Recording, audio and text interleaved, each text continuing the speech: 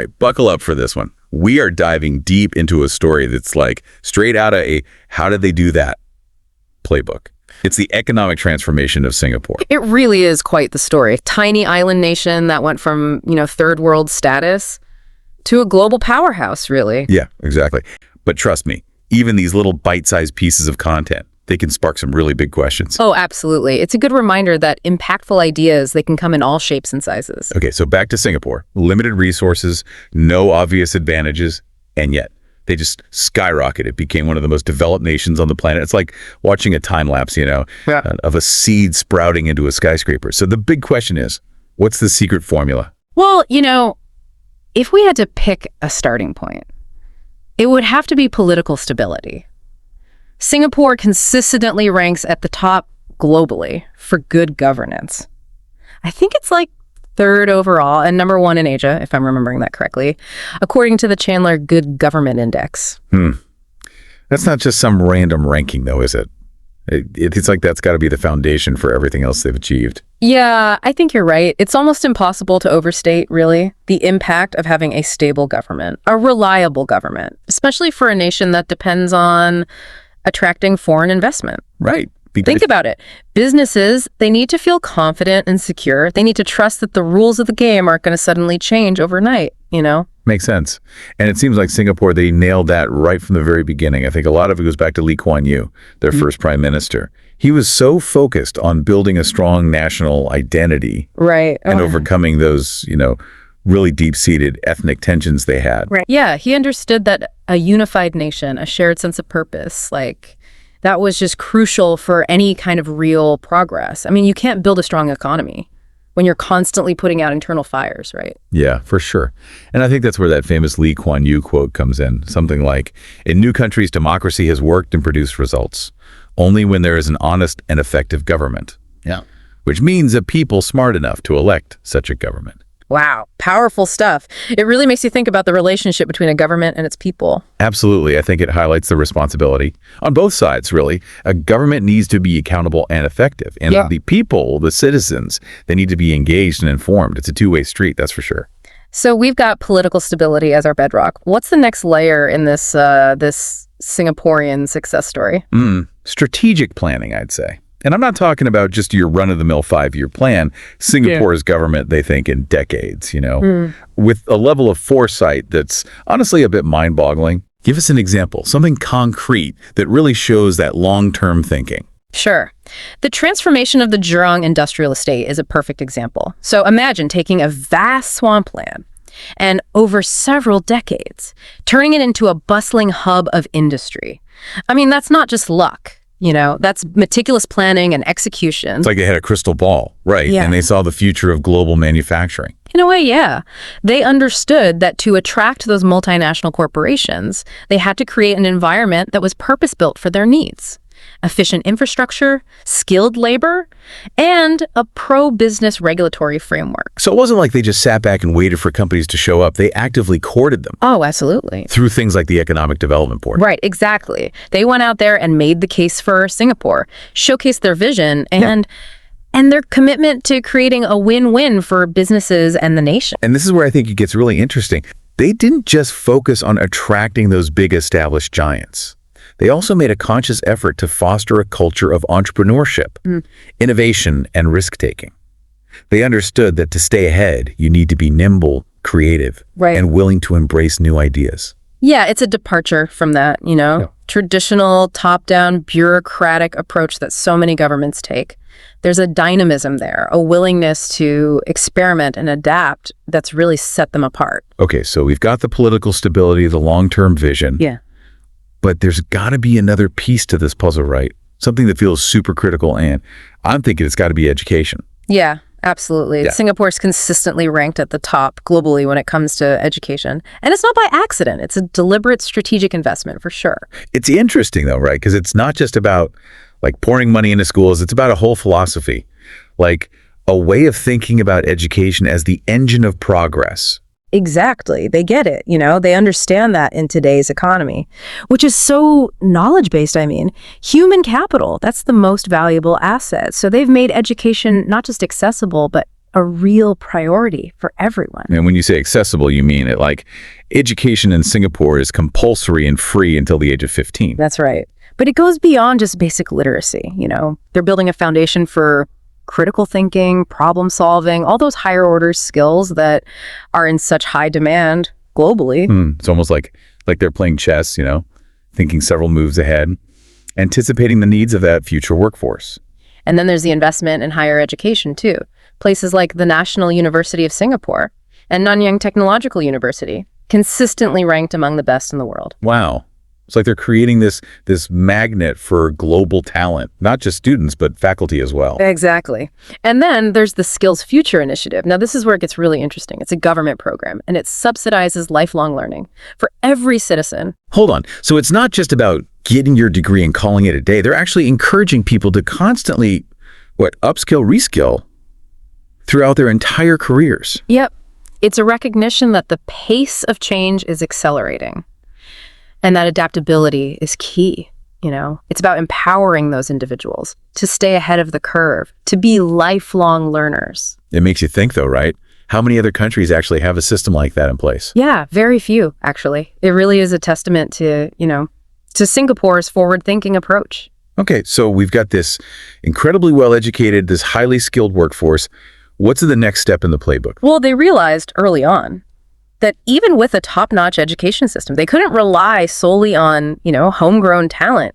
They had to attract the best and brightest from around the world. And they weren't shy about going after them. Not at all. They created a bunch of strategic immigration policies, programs like the Global Investor Program and the Tech Pass, too, all designed to, to lure that top-tier talent. Okay, so let's break those down a little bit. What's so special about the Global Investor Program? Right. So it's aimed at high net worth individuals, people who are willing to make significant investments in Singapore. It offers a pathway to permanent residency, but it's not just about the money.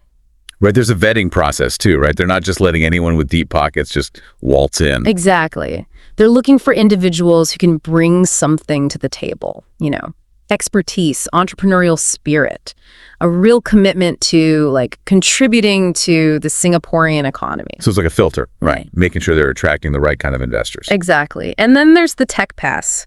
This one's specifically designed to attract the best tech talent in the world. Really competitive program, very strict criteria. So what kind of folks are they looking for with this? People with, exceptional technical skills for one, proven track record of innovation for another, and the potential to make a real impact on Singapore's whole tech ecosystem. Sounds like they're handpicking the rock stars of the tech world. In a way, yeah. They're building this critical mass of talent, creating a hub for innovation that's going to attract even more companies and more investment. And it seems like it's working, right? I mean, Singapore's become this magnet for major players in the tech world.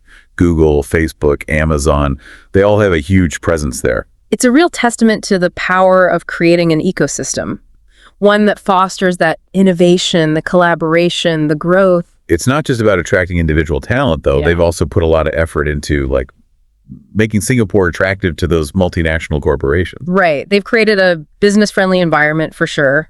Low taxes, streamlined regulations, and they put a really strong emphasis on intellectual property protection. It's like they rolled out the red carpet for global businesses. Yeah, and it's clearly paying off. Singapore is now a major hub for all sorts of industries: finance, biotech, advanced manufacturing. So we've got the political foundation, the long-term vision, the education system, the talent pipeline. It's starting to feel like the perfect recipe for success, really. And we haven't even gotten to their infrastructure yet. That's right. From their world-class transportation system to their innovative approach to housing and urban planning, it seems like they've thought of everything. They really understand that infrastructure is the backbone of any modern economy. It's what connects people, businesses, ideas. And it's not just about functionality, it's also about quality of life, right? Creating a city that's livable, sustainable, and just, aesthetically pleasing. Absolutely. Take their mass rapid transit system, for example, the MRT. It's not just efficient and reliable, it's also impeccably clean, modern, and super user-friendly. Yeah, it's like they took public transportation and turned it into a genuinely positive experience. Exactly. And then there's their approach to housing. You've got the Housing and Development Board, the HDB program, and they've made sure that, that the vast majority of Singaporeans have access to affordable, high-quality housing. That's wild. Such a contrast to those housing crises that are plaguing so many other big cities around the world. Yeah, for sure. It's a testament to their commitment to social stability and to creating a society where everyone has a chance to thrive. And they're not just building for today.